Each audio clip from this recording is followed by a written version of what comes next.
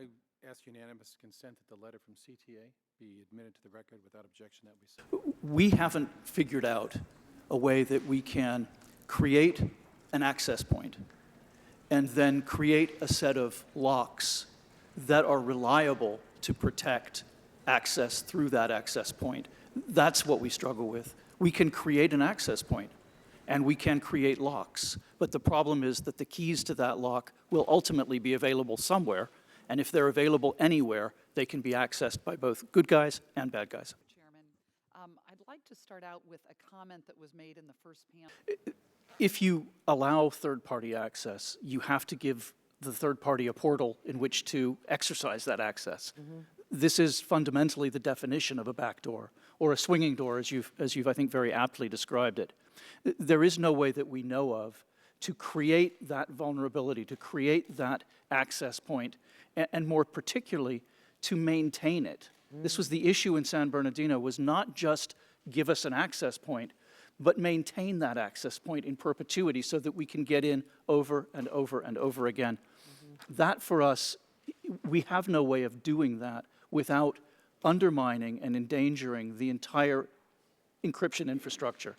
We believe that strong, ubiquitous encryption is the best way that we can maintain the safety, security, and privacy of all of our users. So that would be fundamentally a problem. Thank you, Chairman. I'd like to start out with a comment that was made in the first panel. Based on your experience and what we heard today, can you acknowledge that the spread of default encryption does present a challenge for law enforcement?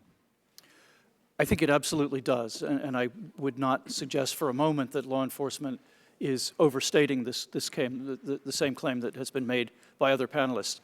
I think the problem is that there's a fundamental disconnect between the way we see the world and the way law enforcement sees the world, and that's where I think we ought to be focusing. And what is that disconnect? What is that two different worldviews? The disconnect has to do with the evolution of technology in society and the impact of that technology in society.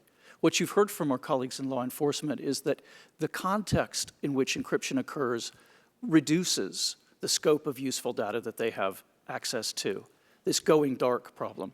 But if you talk to technologists, we see the world in a very different way. We see the impact of technology is actually a burgeoning of information. We see that there's an abundance of information, and this will only increase exponentially as we move into a world where the Internet of Things becomes part of our reality. So you hear on one side we're going dark, and you hear on the other side there's an abundance of information. That circle needs to be squared.